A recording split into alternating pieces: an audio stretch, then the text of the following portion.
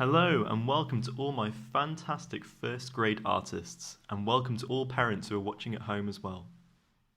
This week, guys, we're going to be learning about portraits. Now, this is a portrait. We use a portrait in a vertical page.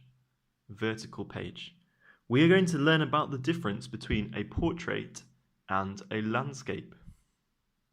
Now, for all of you who watched last week's video, do you think Picasso's paintings were mostly portraits or landscapes? Okay, so we might not know what a landscape and a portrait is, so let's find out. So first of all, let's ask, what is a portrait? This is a portrait. It is a drawing of someone's face. It can be a drawing or a painting, and always it's using the page like a vertical portrait style. We do not turn the page this way to draw a portrait.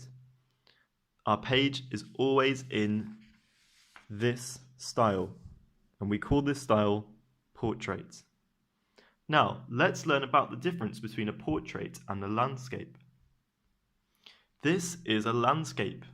We call landscape because we use the page like this.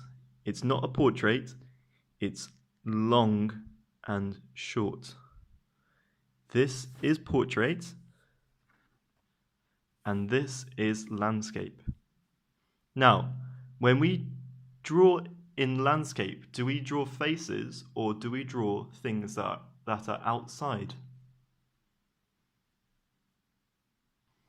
That's right. When we make a landscape, we make drawings or paintings of things which are outside, things that we can see in the world around us. Now, does this landscape have any faces in it?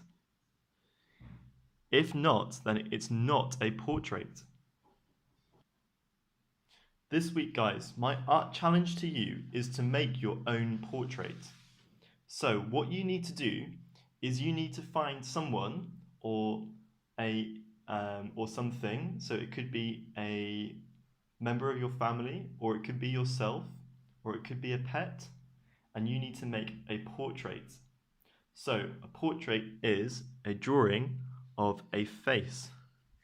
So can you make a portrait of someone? When we start drawing our portrait, we need to start with a large oval shape. So it's not quite a circle, it's a bit longer than a circle.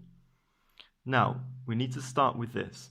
And then we draw a line which will be for the beginning of our eyes.